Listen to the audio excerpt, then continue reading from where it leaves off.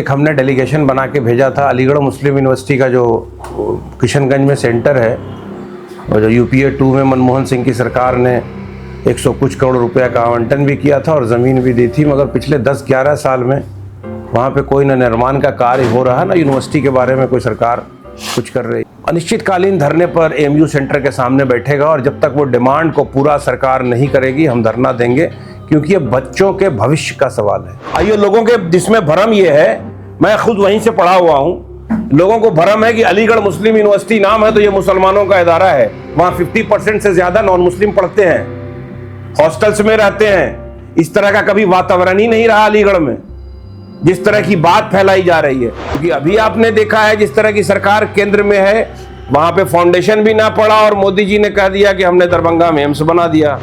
आदरणीय मोदी जी ने देश की जो संपत्ति थी वो आधी संपत्ति अपने प्राइवेट मित्रों के हाथों बेच दिया और 170 लाख करोड़ का कर्ज भी ले लिया, कफन तक पर जीएसटी लगा दिया, मगर एक धर्म की अफीम चटा के भाई को भाई से लड़ा दिया और मुल्क को बर्बाद कर रहे हैं। हमने डेलीगेशन बना के भेजा था अलीगढ़ मुस्लिम यूनिवर्सिटी का जो किशनगंज में सेंटर है, और जो यूपीए 2 में मनमोहन सिंह की सरकार ने 100 कुछ करोड़ रुपया का आवंटन भी किया था और ज़मीन भी दी थी, मगर पिछले 10-11 साल में वहाँ पे कोई न निर्माण का कार्य हो रहा, ना यूनिवर्सिटी के बारे में कोई सरकार कुछ कर रही है। हमारी राष्ट्रीय चेयरमैन जो हैं आदरणीय इमरान प्रताप गढ़ी जी सदन में हमेशा मुखर रूप से इस आवाज़ को उठा रहे हैं, मगर सरकार बिल्कुल गूंगी बहरी है, सुन ही नहीं रही है। लगता है एजुकेशन से या एजुकेशन इंस्टीट्यूशन से इनको कोई मतलब नहीं है। और जो हमारे सांसद हैं लोकप्रिय जावेद भाई किशनगंज के, वो तो निरंतर हमेशा जब भी सेशन शुरू होता है तो एक प्ले कार्ड लेके खड़े होते हैं, सदन में भी बोलते हैं, मगर न बिहार की डबल इंजन की सरकार को परवाह है, न केंद्र की सरकार को परवाह है। अब सेंट्रल यूनिवर्सिटी का अगर यहाँ पर सेंटर खुल जाए तो सीमांचल के और कोसी के लोगों के लिए बहुत आसानी होती है एक बेहतर एजुकेशन, क्वालिटी एजुकेशन हासिल करने के लिए। तो एक तो मेमोरेंडम इन लोगों ने दिया है, वहाँ के जो अभी अलीगढ़ मुस्लिम यूनिवर्सिटी के सेंटर पे जो भी वहाँ डायरेक्टर बैठे हुए हैं उनको एक मेमोरेंडम दिया गया है।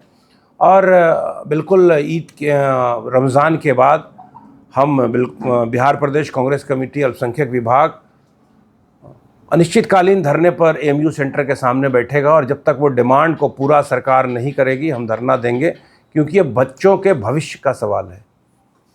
सर, कांग्रेस हमेशा जातीय जनगणना का सपोर्ट करती रही है, तो बिहार विधानसभा चुनाव कुछ ही दिनों के बाद है सर, तो जब सीट बंटवारा होगा तो क्या जिसकी जितनी हिस्सेदारी या भागीदारी उसकी उतनी हिस्सेदारी होगी सर?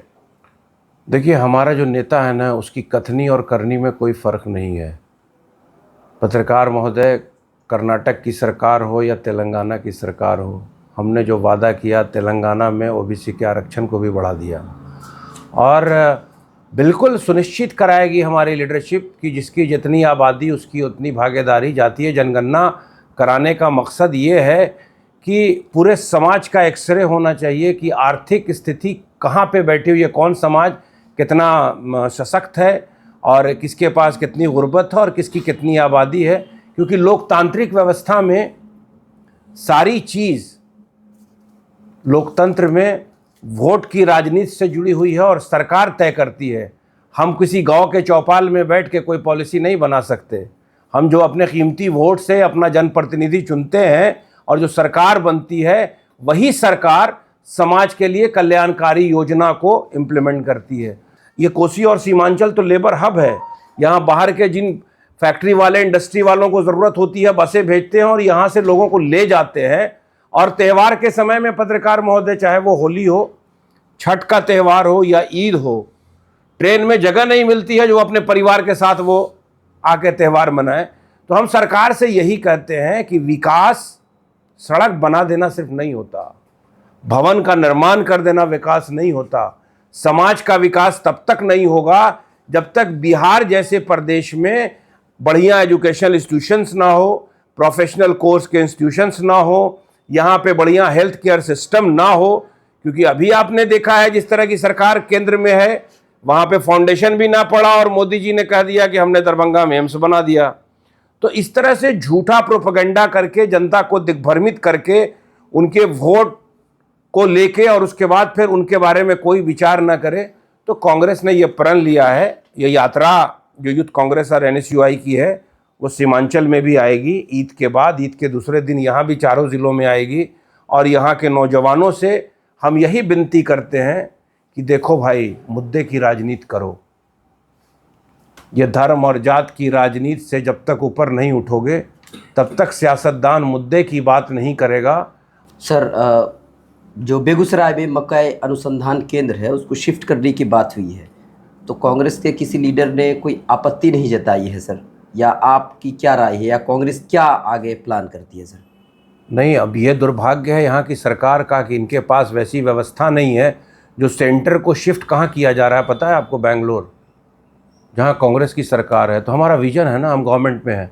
हम तो इसीलिए बिहार के लोगों से ये कहते हैं कि आप कांग्रेस की सरकार लाओ। 35 साल का वनवास है, कांग्रेस को मजबूत करो और 90 के पहले का इतिहास पढ़ो इस बिहार का कि कम संसाधन में कांग्रेस ने इस बिहार का क्या निर्माण किया था। अररिया में सर एक अल्पसंख्यक छात्रावास बना हुआ है, वर्षों से वो जर्जर हो गया बिल्डिंग। उसमें कोई मसला है जिसको आपके विधायक जी तक नहीं सुलझा पा रहे हैं, क्योंकि आपका भी विधायक है, कांग्रेस का ही विधायक। नहीं, विधायक तो हमारे हैं, मगर सत्ता में बड़ी ताकत होती है।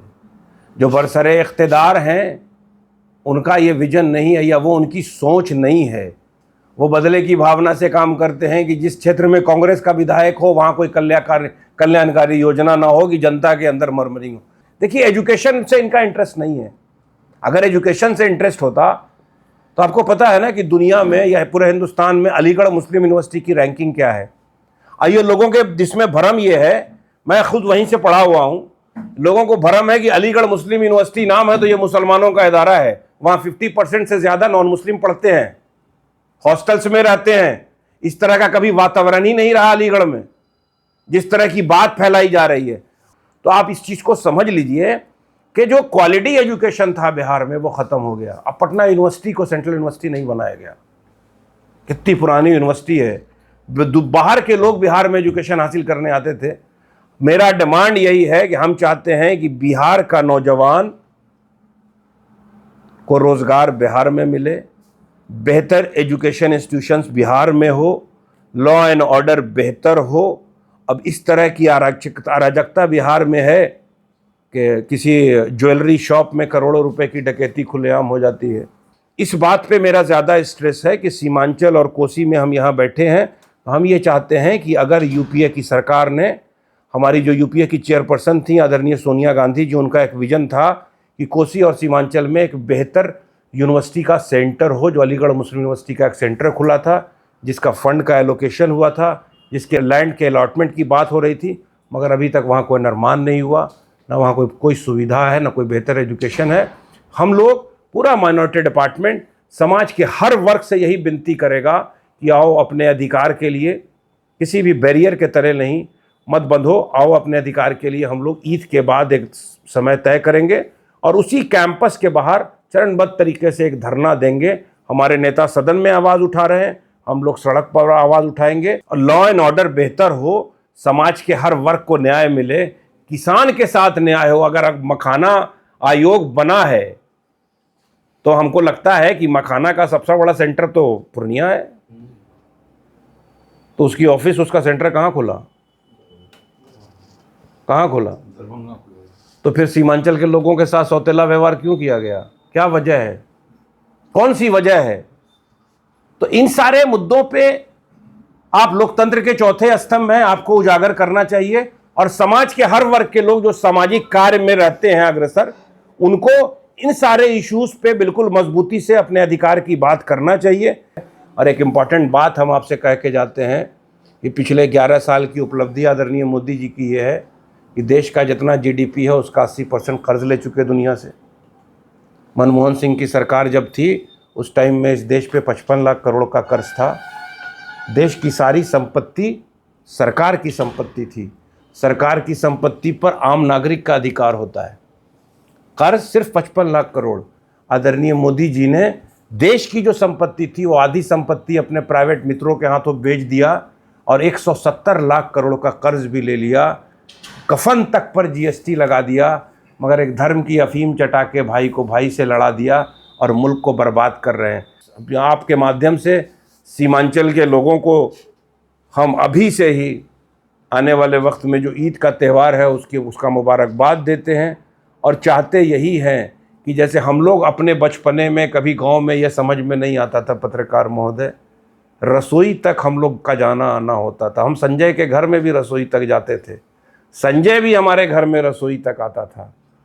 ईद की खुशियां मनाने संजय हमारे घर आता था और होली और दिवाली में हम उसके घर जाके पकवान खाते थे, कभी पता भी नहीं चलता था। हम लोग दोनों में से किसी के गार्जियन किसी को मार देते थे अगर कोई गलती करते थे, तो समाज में कोई उस तरह का वातावरण नहीं था। ये कौन सी वैसी नफरत, किसने नज़र लगा दिया हमारे मुल्क को कि इस तरह का वातावरण पैदा किया गया, और इस तरह का वातावरण सिर्फ सियासत में अपने स्वार्थ को साधने के लिए किया गया है, न कि आम नागरिक का कोई स्वार्थ।